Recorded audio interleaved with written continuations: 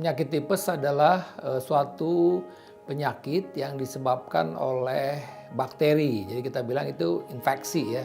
Jadi yang kena utamanya adalah infeksi usus halus yang disebabkan oleh kuman Salmonella typhosa.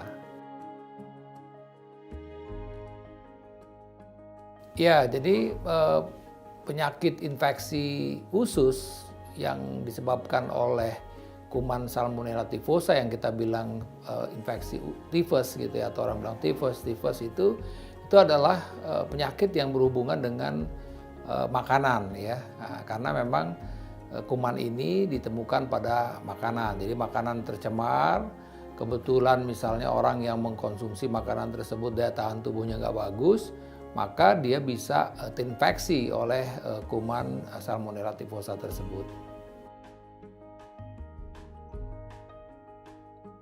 Sama seperti infeksi bakteri umumnya, gejala yang utama itu adalah gejala demam ya. Tifus ini biasanya demam tinggi terutama pada malam hari. Jadi biasanya pasien itu kalau pagi, siang mungkin dia tidak demam ya, tapi kalau udah mulai sore, mulai malam dia mulai panasnya naik ya, suhu tubuhnya naik ya, bisa sampai di atas 38,5. Nah, kemudian gejala-gejala lain karena ini memang menyerang usus, itu bisa aja pasien merasakan nyeri di daerah perutnya. Ya, kadang disertai dengan mual, muntah, bisa juga susah buang air besar atau sebaliknya malah diare. Jadi ini gejala-gejala yang bisa timbul ketika orang itu mengalami infeksi bakteri Salmonella typhosa atau orang bilang sakit tifus gitu. Ya, jadi biasanya kalau pasien-pasien itu datang dengan demam tinggi, kemudian muntah-muntah ya, maka kita takuti kalau dia terjadi dehidrasi. Kemudian yang hal lain yang bisa terjadi pada pasien-pasien tifus ini biasanya nafsu makannya menurun. Nah, dia nggak mau makan. Nah, pada pasien-pasien ini dia harus dirawat di rumah sakit.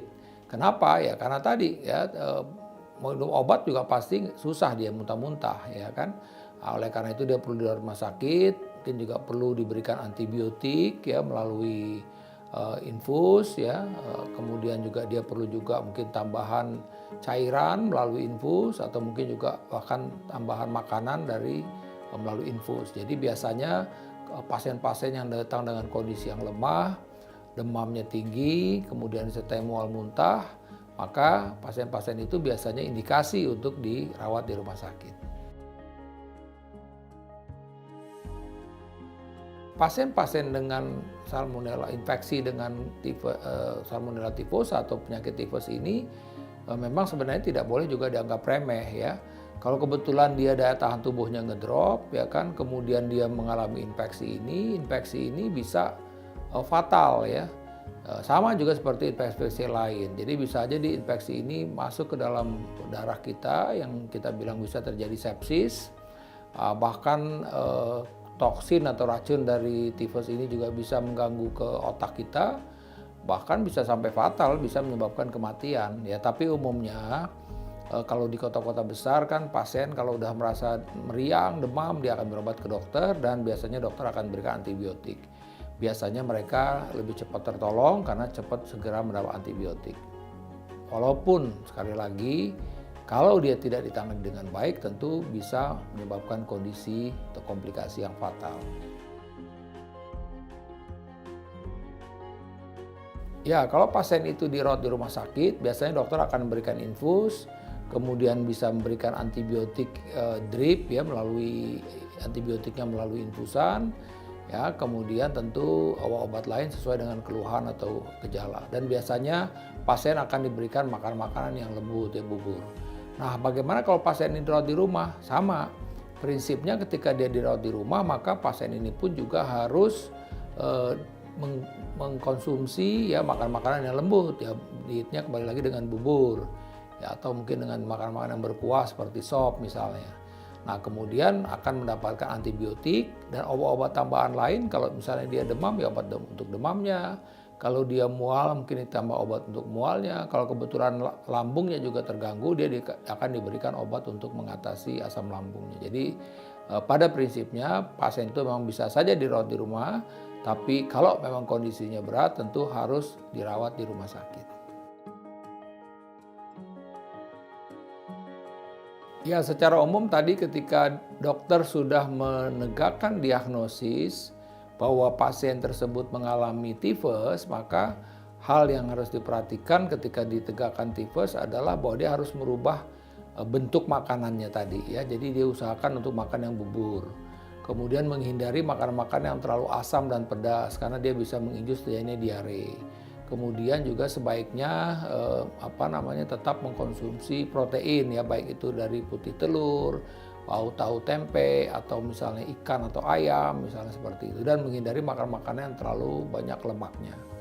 Nah, karena sekali lagi ini kan problemnya terjadinya di usus, infeksi usus. Oleh karena dia harus pandai-pandai dalam memilih makanan yang dikonsumsi. Ya, seperti yang saya sebutkan tadi bahwa pasien dengan tifus ini kenapa dia terinfeksi itu karena berhubungan dengan makan. Nah, yang oleh karena itulah maka dia harus memperhatikan kualitas makanannya. Hal yang simpel, harusnya juga dia mencuci tangan yang bersih dengan sabun ketika dia akan makan. Kemudian juga minumnya juga mesti diperhatikan. Minumnya juga sebaiknya jangan terkontaminasi. Dan yang terpenting juga sebenarnya daya tahan tubuh secara keseluruhan. Ya, artinya dia mesti istirahat yang cukup, ya, makannya teratur, ya, kemudian juga jangan stres misalnya. Nah, ini hal-hal yang membuat daya tahan tubuhnya baik sehingga dia juga bisa terhindar dari infeksi-infeksi, termasuk juga infeksi tifus ini. Ya, saat ini sebenarnya sudah ada vaksin untuk orang agar terhindar dari tifus, tapi memang mesti disuntik setiap 2 tahun sekali. Tapi biasanya buat kita yang memang sudah tinggal di dalam endemis ini, mungkin kita juga sudah punya kekebalan terhadap tifus ini. Tapi untuk orang-orang yang memang misalnya dari luar negeri yang selama ini mungkin belum pernah terpapar dengan infeksi ini, nah, ketika ingin datang ke Indonesia, itu sebaiknya memang dilakukan vaksinasi untuk tifus. Atau juga orang-orang yang selama ini mungkin makannya dijaga benar begitu, tapi mungkin karena suatu keadaan dia harus bekerja di mana mungkin tidak, dalam tanda petik, sulit untuk mendapatkan makanan yang berkualitas misalnya, ya tentu dia juga harus mendapatkan vaksin. Atau pada orang-orang yang bolak-balik kambuh tifusnya, jadi mungkin perlu juga dia mendapatkan vaksinasi tifus ini.